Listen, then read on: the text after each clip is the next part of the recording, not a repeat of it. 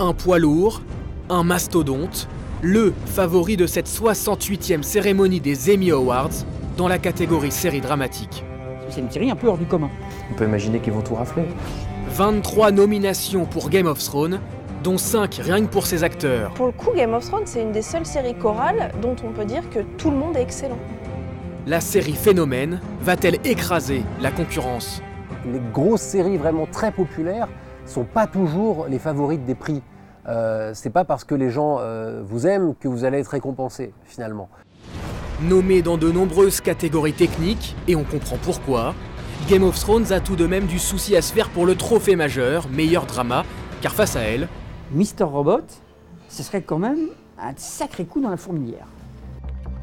Mr. Robot, ou l'histoire d'un hacker dépressif, asocial, incarné par l'acteur Rami Malek. Tyrell Wellick, Senior Vice President Technology. Elliot. Just a tech.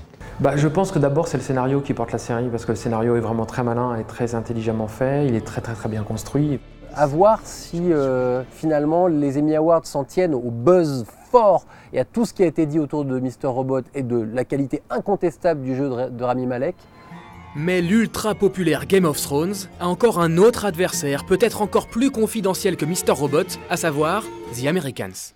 The Americans, c'est la petite pépite inconnue qui passe sous le radar de plein de gens, mais qui est très subtile, très fine, extrêmement bien écrite et très bien jouée.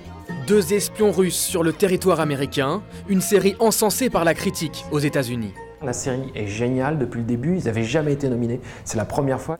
J'ai presque l'impression que c'était trop intelligent pour être nommé en fait. Beaucoup aimeraient un peu de changement, de fraîcheur. Ça vaut pour le drame comme pour la série comique. Meilleure comédie, ça fait trop longtemps qu'on a Modern Family. Son concept est complètement éventé, c'est bon, ça fait 6-7 ans qu'on la voit, on a compris. Enfin...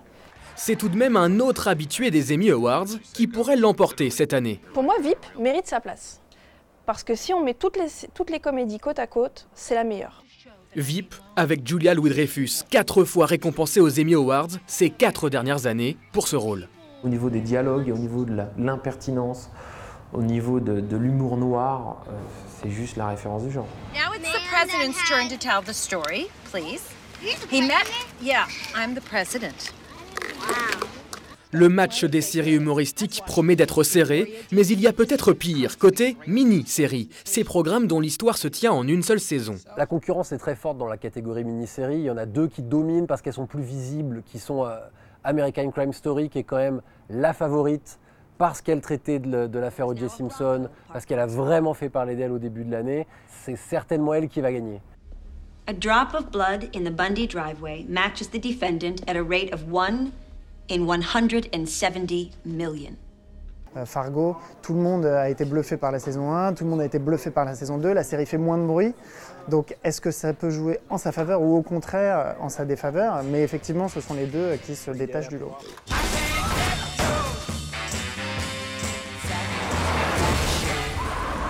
Les experts ont parlé, mais ils ont encore un dernier mot à ajouter. Une série grande absente pour moi, c'est The Leftovers. The Leftovers, saison 2. Il y a The Leftovers. Elle aurait dû être nommée au moins dans la catégorie meilleure série. Ils ont réussi la performance d'être encore meilleurs que la première saison, et là c'est juste incompréhensible qu'ils aient aucune nomination. On sait au moins qui ne gagnera pas. Pour ce qui est des vainqueurs, tout reste à faire.